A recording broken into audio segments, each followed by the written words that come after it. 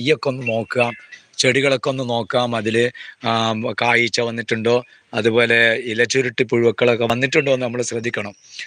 അപ്പോൾ അന്നേരം ഇതേപോലെ പക്ഷികൾ വരും. എന്താ പക്ഷി വന്നിട്ട് സംവദിക്കുന്ന കേട്ടോ.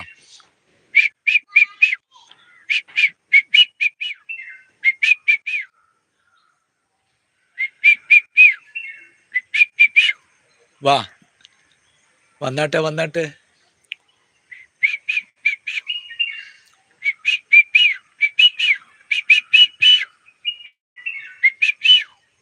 അപ്പം എൻ്റെ കൂടെ തന്നെ ഉണ്ടാവും. എൻ്റെ തോട്ടത്തിലൊക്കെ ഇങ്ങനെ ആ പക്ഷികൾ ഇങ്ങനെ കൂടെ വന്നുകൊണ്ട് നിൽക്കും. അപ്പോൾ അതൊരു ഭയങ്കര രസമുള്ള കാര്യമാണ്. കോളിഫ്ലവറൊക്കെ ഇതാ നന്നായിട്ട് മൂത്ത് വരുന്നുണ്ട്. അതൊക്കെ പറിക്കാനായിട്ടുണ്ട്, കുറച്ചും കൂടെ വലിപ്പം വെക്കണം.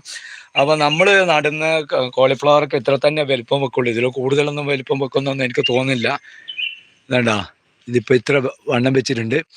അപ്പോൾ ഇത് കൂടുതൽ വണ്ണം വെക്കാൻ അമിതമായ വളപ്രയോഗം, ഞാൻ ജൈവവളം മാത്രമാണ് കൊടുക്കുന്നത്, അമിതമായ വളപ്രയോഗം ചെയ്യുന്നില്ല.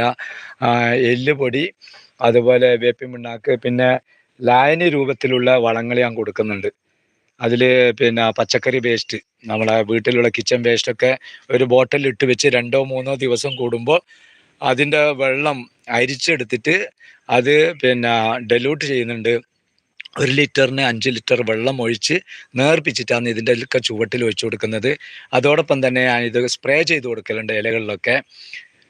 അതേപോലെ സൂഡോമോണസ് ഞാൻ ആഴ്ചയിലൊരു ദിവസം സൂഡോമോണസും ഇതിന് പിന്നെ ചേർത്ത് കൊടുക്കുന്നുണ്ട്. ഈ കാണുന്നത് ഞാനിപ്പോൾ ഇന്നലെ കൊണ്ടുവന്ന് നട്ട കാരാപ്പീരി, പൊട്ടിക്ക, താലോലങ്ങ എന്നൊക്കെ പറയും, പലയിടത്തും പല ഭാഷയിലാണ് പേരാന്ന് ഇതിൽ വിളിക്കുന്നത്. അതിൻ്റെ തൈകളാണ്. അപ്പോൾ അതിന് ഞാൻ പോട്ടി മിക്സ് തയ്യാറാക്കി വെച്ചിട്ട് ഇതുണ്ട്. ഇന്നലെ അതിലേക്ക് മാറ്റിയതാണ്, ഗ്രോ ബാഗിലേക്ക് മാറ്റിയിട്ടുണ്ട്.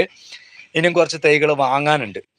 അപ്പോൾ അതിന് വേണ്ടിയിട്ട് ഇത് വെച്ചിട്ടുള്ളത്. അതോടൊപ്പം തന്നെ ഞാൻ ഈ ചെടികൾ നട്ടു കഴിഞ്ഞാൽ അതിന് ഘട്ടം ഘട്ടമായിട്ട് പിന്നെ മണ്ണ് ഇട്ട് ഉയർത്താറുള്ളൂ, അതിൻ്റെ വലിപ്പം അനുസരിച്ചിട്ട്. അതേപോലെ തന്നെ ആഴ്ചയിൽ ഒരു 10 ദിവസം കൂടുമ്പോൾ കുറേശ്ശെ വളം കൊടുക്കും. ആ വളം കൊടുക്കുമ്പോൾ അതിൻ്റെ ഒപ്പം തന്നെ കുറേശ്ശെ മണ്ണും കൊടുക്കും. അങ്ങനെയാണ് ഞാനിത് പിന്നെ ഉയർത്തിക്കൊണ്ടിരുന്നത്. ഒറ്റയടിക്ക് കുറേ വളമൊന്നും കൊടുക്കില്ല, അതേപോലെ ഒറ്റയടിക്ക് മണ്ണ് നിറക്കുകയും ചെയ്യില്ല. ഇതെല്ലാം ഉണ്ട വഴുതിനാന്നുണ്ടോ, നല്ല നിറച്ചും പൂക്കളുണ്ട്. ഞാൻ ഇപ്പോൾ ഇതിന് സൂഡോമോണസ് 2-3 ദിവസം മുമ്പ് തെളിച്ചു കൊടുത്തു. അപ്പോൾ അതിൻ്റെ പച്ചപ്പുണ്ട്, ഇലകളൊക്കെ നല്ല പച്ചപ്പുണ്ട്, നല്ല ഗ്രോത്തും ഉണ്ട്, അതുപോലെ നല്ല ഗ്രീൻ ആയിട്ടുണ്ട് കണ്ടോ. ഇതൊരു 5-6 ബാഗ് ഉണ്ട്, 1 2 3 4 5 6 ബാഗ് പിന്നെ ഉണ്ട വഴുതിനെ വെച്ചിട്ടുണ്ട് ഞാൻ. അപ്പോൾ അതിലൊക്കെ കായ് ഉണ്ടായിട്ട് നമ്മൾ ആവശ്യത്തിന് വേണ്ടുന്ന കായ്കൾ ഇതിൽ നിന്ന് നമുക്ക് പറിച്ചെടുക്കാം. ഇതിലൊക്കെ ചെറിയ കായ് ഉണ്ടാകുന്നുണ്ടോ, ചെറിയ കായുണ്ട്, വലിയ കായുണ്ട്. അപ്പോൾ ഒന്നിടവിട്ടുള്ള ദിവസങ്ങൾക്ക് നമുക്ക് പറിച്ചെടുക്കാൻ മാത്രം കായ്കൾ ഇതിലുണ്ടാകുന്നുണ്ട്. അപ്പോൾ ഇത്തരം സമയങ്ങളിൽ ഇതിൻ്റെ പിന്നെ തിരിയും ഇലയൊക്കെ നമ്മൾ നോക്കണം, ഇലയിൽ എന്തെങ്കിലും വന്ന് പറ്റുന്നുണ്ടോയെന്ന്. അപ്പോൾ എങ്ങനെ നോക്കിയാലും ഇതേപോലെ ഇലചുരുട്ടിപ്പുഴൊക്കെ വന്ന് ഇതിലേക്ക് ഇരിക്കും. ഇതിലുണ്ടെന്നാ തോന്നിയതാ, കാണാം.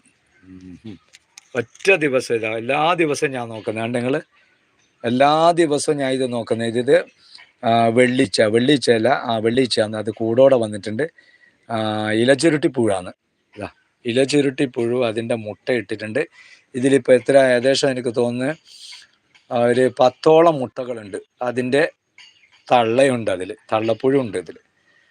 അപ്പോൾ നമ്മൾ എല്ലാ ദിവസവും ഇങ്ങനെ നോക്കിക്കഴിഞ്ഞാൽ ഇതിനെ കാണാം. അത് കണ്ടു കഴിഞ്ഞാൽ വേഗം തന്നെ അത് പറിച്ചിങ്ങ് പൊട്ടിച്ചെടുക്കുക, എന്നിട്ട് നിലത്തിട്ടിട്ട് ചവിട്ടി